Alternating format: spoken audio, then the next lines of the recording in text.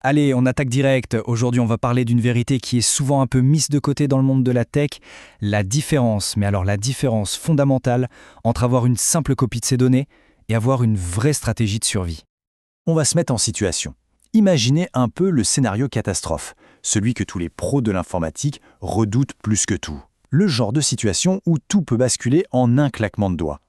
La question est volontairement directe, parce qu'au fond, elle concerne tout le monde. Que ce soit pour un petit site perso ou pour l'infra complète d'une grosse boîte, ce moment finit toujours par rêver. La seule vraie question, c'est est-ce qu'on est prêt? Et voilà, la catastrophe. Le truc qui devait être une bouée de sauvetage se révèle n'être que de l'espace disque perdu.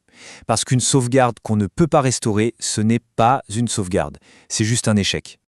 Bon, alors, comment on fait pour éviter ce genre de désastre? On va passer du problème à la solution, et ça commence par bien comprendre des concepts de base qui sont bien trop souvent mélangés.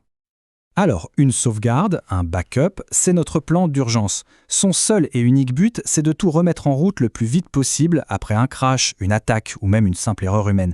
C'est vraiment une question de survie opérationnelle.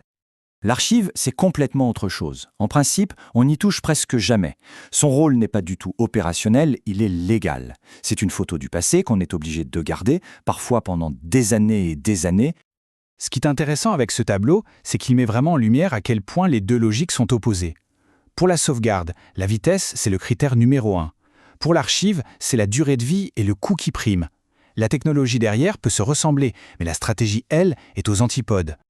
Maintenant que la distinction est claire, on va zoomer un peu sur l'archivage. Pourquoi est-ce qu'on s'embêterait à garder des données pendant des années?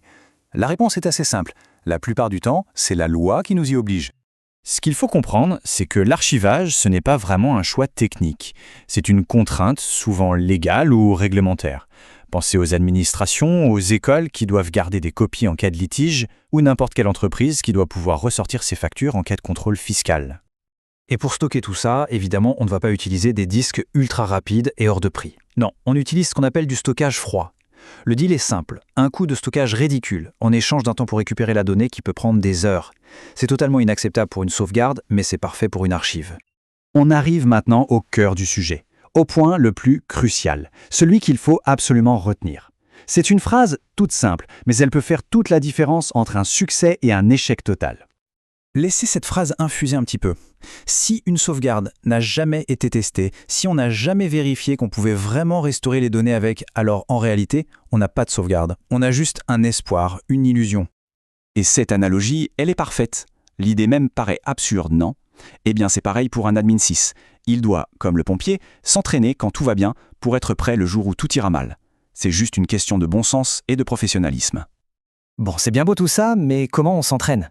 Comment on passe de la théorie à la pratique? On va voir maintenant, étape par étape, comment mettre en place son propre exercice d'incendie. Le processus doit être méthodique, et surtout, jamais au grand jamais sur le système en production. On isole un environnement de test, on prend la toute dernière sauvegarde et on simule le jour noir. On restaure tout, on chronomètre pour voir si les délais sont tenables, et le plus important, on vérifie que les données sont bien là, intactes et utilisables.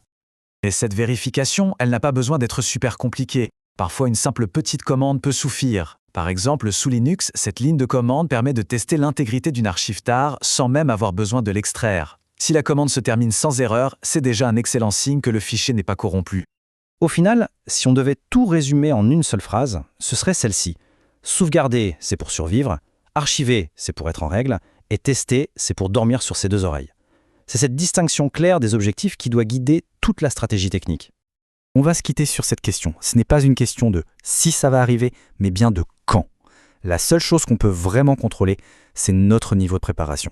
Alors, la question est simple. Est-on vraiment prêt ?